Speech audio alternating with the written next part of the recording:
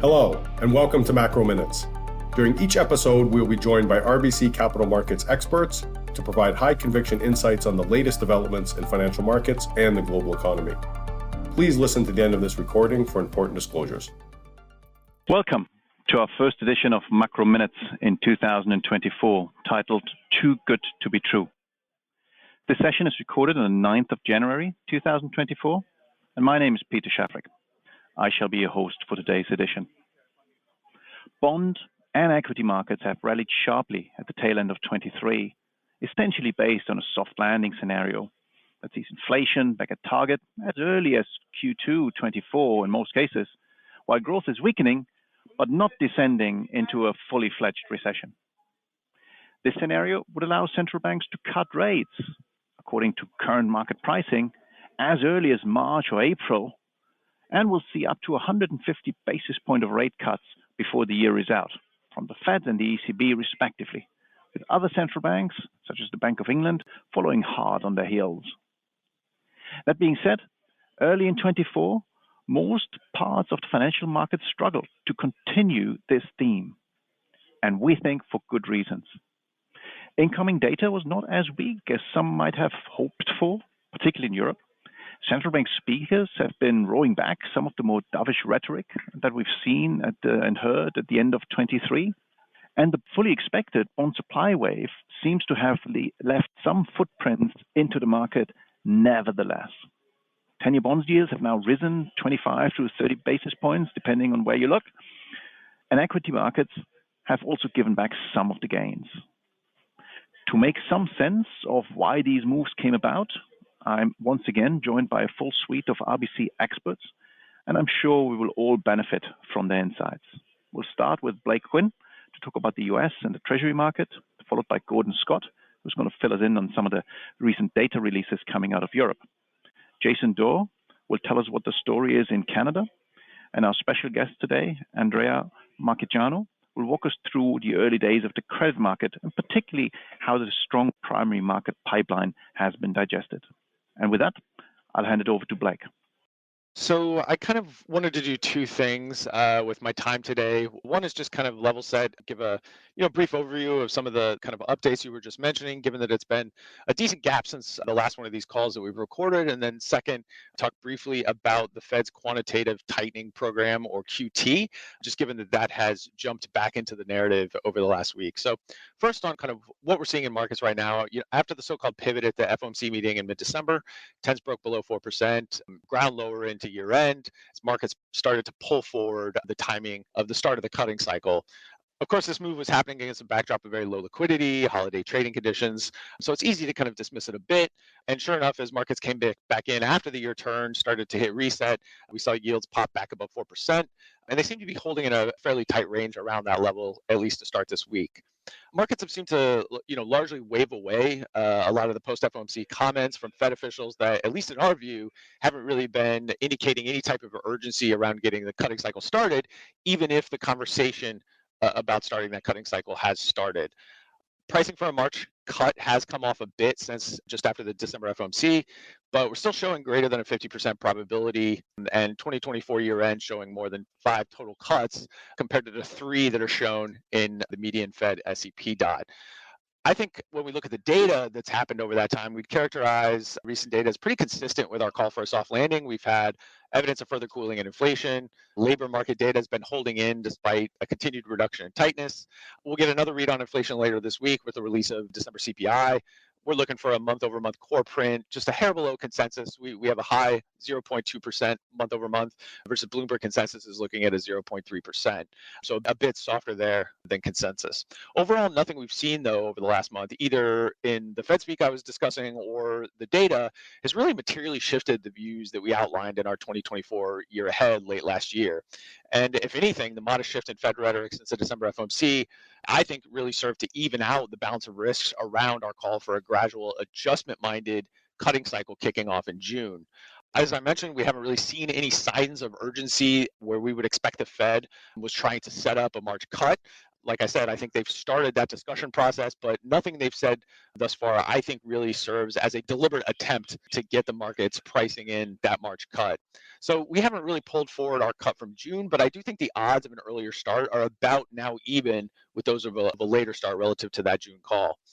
Similarly with rates, I think yields may be able to hold on to relatively tight ranges into the January FOMC, where markets and the Fed likely going to have to start moving after that point more decisively in one direction or the other for the March meeting. But until then, I think we can hold and chop within these relatively tight ranges. Turning to the second thing I want to discuss, I think interestingly, this last week has seen the market conversation focus more on the Fed's balance sheet policy than rate policy for the first time in a very long time. QT, the quantitative tightening process, received some airtime in the December minutes that were released last week, and that was followed by a pretty detailed speech on the topic from Dallas Fed President Lori Logan over the weekend. Both of those things serve to really get markets discussing this topic a lot over the last few sessions. After nearly a year with QT running largely on autopilot, meaning it got very little attention from either the Fed or markets, I think these mentions in both the minutes and by Lori Logan over the weekend represent a shift towards increased vigilance as the Fed is now trying to figure out how they're going to run down the program and when they might initiate that process and end the balance sheet rundown. The conversation, as it arose, triggered a pretty large rise in swap spreads as well, as markets started to contemplate the impacts of an earlier end to QT on Treasury supply and funding markets. Very similar to the view that I outlined just a second ago with rates, I think the shift that we've seen in market expectations around QT over the last few sessions actually is bringing the market more in line with our prior view than the other way around. We've long expected QT program to end around June 2024, which was a lot earlier than I think most forecasters out there. All else equal, the earlier QT ends, the less replacement issuance Treasury will have to do, and the more positive it is for spreads. Also, I think, aside from the supply impacts, if the Fed is going to be more sensitive to funding markets and really proactive to avoid any September 2019 type of repo blowout, that's also likely net positive for spreads. So, we've written two pieces over the last week to go into this topic in much more depth. Given the limited time here, I would urge all of you to check those pieces out for our more in-depth comments. Thank you, Blake. Very interesting and detailed as always. Let's move over to Europe, and I'll give the floor to Gordon.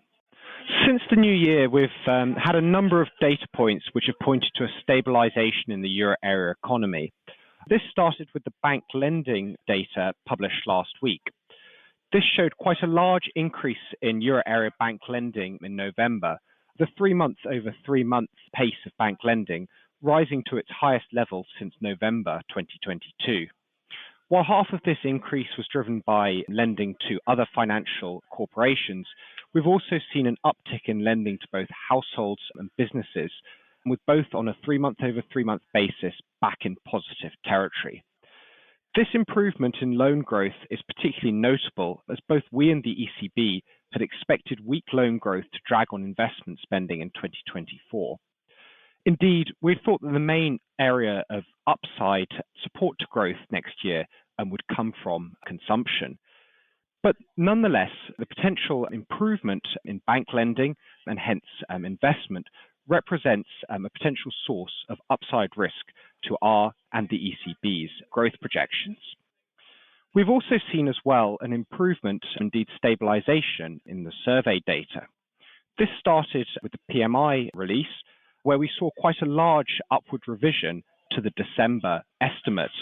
This unwound and reversed the decline seen between the November release and the December flash estimate, and turning that picture on its head. We also saw an improvement as well in the Euro Area Economic Sentiment Indicator, which measures business and consumer confidence. This saw a large jump in December, with the improvement broad-based across sectors. We've now seen 3 consecutive months of improvement in the Euro Area Economic Sentiment Indicator, with services in particular, particularly firm, having risen back to its highest level since April. Lastly, I'd highlight the Euro Area labour markets data that we got this week. This showed unemployment falling to 6.4%, its lowest level on record. Thus, the Euro Area labour market continues to remain resilient. Putting all this together, where does that leave us? We still think that growth is likely to have been relatively weak in Q4. We're looking for a 0.1% Q over Q contraction. That being said, the data is now providing clear signs that the momentum in activity has started to turn, and indeed that we're seeing a stabilization. This should provide the ECB with scope to continue its patient approach to watch and monitor the developments in underlying inflation. Thank you, Gordon. That's very, very insightful and I guess gives us a bit of a glimmer of hope. Let's go back to North America. And Jason, what are we seeing in Canada? So there's three topics related to Canada that I want to touch on, and these are related to both your introductory comments on bond yields and Blake's on the Fed and QT. So the first is Bank Canada policy. So we don't have a big disagreement at the moment with the directional shift that's happened in market pricing over the past 2 months. So if you recall that back in October, the market was only pricing around 50 basis points of cuts in 2024, and now it's closer to 100, 125. And we think, for a long time now that the bank would cut 100 basis points this year. But the biggest pushback we have with market pricing is not the direction or magnitude, but rather the timing. So March has adjusted back closer to reality, in our opinion, but April seems a bit too early from our lens for the bank to cut rates unless the data deteriorates more than what our current forecast assumes. So our base case is the first move happening in June. The second topic I wanted to touch on is bond yields. Now, these have been closely linked to two factors over the past few years. One is market expectations for the peak in the policy cycle, and the second is rate cut pricing 1 year forward. And when you look at it from that standpoint, from a valuation perspective, 2s and 5s, they look a little bit rich, 10s and 30s a little bit cheap based on this methodology. Nothing dramatic, but still some deviations versus rate cut pricing in general. But I do think that the onus is still now on the data to be consistently weak to justify the current rate cut pricing and the bond yield levels that we're seeing. And it does seem like the path of least resistance is for the more recent sell-off in the past couple of weeks to extend a bit further before we can get another leg lower throughout the year. The last topic I want to mention is funding pressures in Canada, which are elevated historically and especially high compared to what we're seeing in the US. For some context, CORRA has set well above the overnight rate for some time now, and the Bank of Canada has started overnight repo operations to provide liquidity. Simon Dealey and my team, he's been ahead of the curve on the topic, and I encourage anyone interested to reach out to him or read his publications. But in a nutshell, we're not surprised by recent funding pressures. We did think for a long time now that links balances could not get as low as what the Bank of Canada thought before QT needed to be abandoned. Previously, we did think that the bank would need to end QT, start regular purchases and possibly term repos in Q2. Given the overnight repo operations they've been conducting and upcoming sizable maturities, the bank could announce an end to QT possibly as early as the next policy meeting on January the 24th. We think it's going to be difficult for them to continue with full passive QT through the large April 1st maturity schedule. For some context, $37 billion in bonds mature, for which the Bank of Canada holds $23 billion of those. So that'll bring the links balances down quite significantly at that time. So therefore, we expect an end to QT by early March at the latest. Thank you, Jason. I think funding pressure is a good segue for our last speaker. Andrea, how's the credit market looking, particularly against the backdrop of the early primary market activity? You mentioned at the start of the call the large recovery in rates into the end of last year. Well, European credit has enjoyed an even stronger recovery into the end of last year due to the compound effect of both rates and credit spreads tightening at the same time. To give an idea of the extent of the move we saw in credit, iTraxx Main, which is the major and most liquid indicator for credit sentiment in Europe, has traded at an average of 75 basis points throughout 2023, reaching 90 basis points as recently as October, before collapsing tighter and closing the year inside 60 basis points, which is a level we haven't seen since January 2022. The end of the year rally provided a perfect condition for issuers to come to the market at the start of this year, taking advantage of attractive funding levels. Historically, January has always been a period of very high supply, but the pace that we've seen so far is even stronger than what we normally see, particularly in credit denominated in euros. Due to this heavy and concentrated amount of issuance, spreads have seen a sharp retracement wider, with iTraxx bouncing back to 65 basis points and cash faring even a lot worse, particularly in terms of spread versus swaps, which brings me to an interesting point, which is euro credit as a product is generally benchmark versus bonds. But as we see bonds underperform swaps, credit bonds also suffer. Hence, due to the compound effect of both these swap spreads tightening and the heavy issuance that we see, that's left cash credit looking locally pretty attractive on a swap spread basis. Taking a step back, though, looking at things on a broader time horizon, 65 basis points on iTraxx is still the tightest level that we have seen in over 2 years, when it averaged closer to 85 basis points. Broader macro conditions, of course, have improved, as discussed, over recent quarters, with inflation coming down nicely and growth not being as bad as some feared. Hence, we wouldn't expect credit to really reprice significantly wider from here, but equally, the current levels really don't leave much room for error. Fantastic. Thank you, everyone. If I maybe conclude and summarize a little bit, I mean, the data has been stabilizing, as we heard from both Blake as well as Gordon and Jason. The market repricing that we've seen, we therefore think is justified, maybe even has a little bit further to run. We do question a little bit the timings, in particular, of the first rate cuts. We heard that from Blake, we heard it from Gordon, and we heard it from Jason. And even though we don't necessarily question in some cases the magnitude, such as in Canada, the timing certainly looks a bit early what the market is pricing, and we would probably look for further correction here. Funding pressures remain a theme, particularly in the credit market, as we just heard from Andrea. But overall, in an environment where fixed income doesn't really seem to be falling out of bed, we wouldn't necessarily expect a significant underperformance going forward. So I think that sets us up nicely for the year. That gives us loads to get our heads around. And we're pretty sure in the next editions that we're going to have, we will follow up with some of these themes. So with that, I hope everyone had a good start in 2024. Thank you for joining us today, and hope you're going to join us again in our next edition of Macro Minutes.